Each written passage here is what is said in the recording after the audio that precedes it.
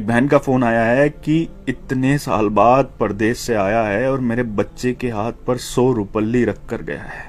मेरे हाथ में किसकी कहानी है नहीं पता, लेकिन जिसकी भी कहानी है ना, दिल रोने लगा ये सुनकर। परदेसी की कहानी है। 10 साल हो गए थे परदेश में काम करते हुए। पहला साल कर्ज उतारने में और दूसरा तीसरा साल बहन की शादियों की भेंट चढ़ गया। चौथे साल कुछ करके आने का सोचा तो पापा की तबीयत खराब हो गई, नहीं आ पाया।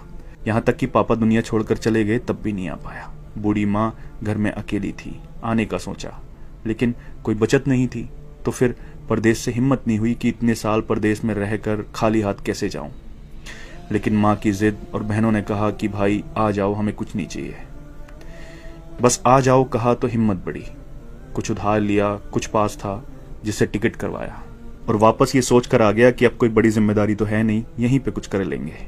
आने के दूसरे दिन बहन से मिलने गया। बहन बच्चों वाली हो चुकी थी। आते वक्त भांजे के हाथ पर 100 रुपए रखकर वापस हुआ।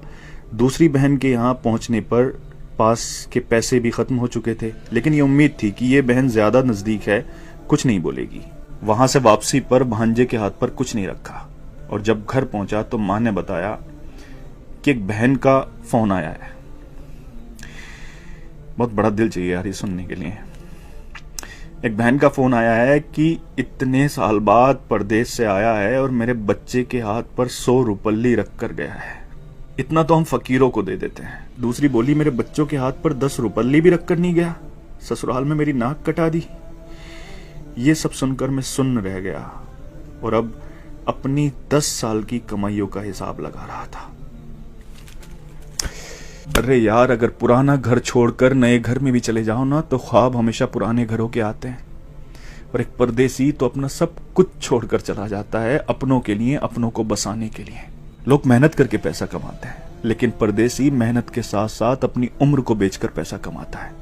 किसी खुशियों में नहीं आ पाता, किसी की मैयत में नहीं आ पाता। सच पूछो तो हमारे सीने में दिल किस तरफ है ना, ये एक परदेसी ही बता सकता है। क्योंकि जब वो अपनों को छोड़कर जाता है ना तो सीने में वही तकलीफ होती है जहां दिल होता है। जुल्म नहीं करते अपने लोग ये कहकर कि तुमने परदेश में रहकर हमारे लिए किया ही क्या है।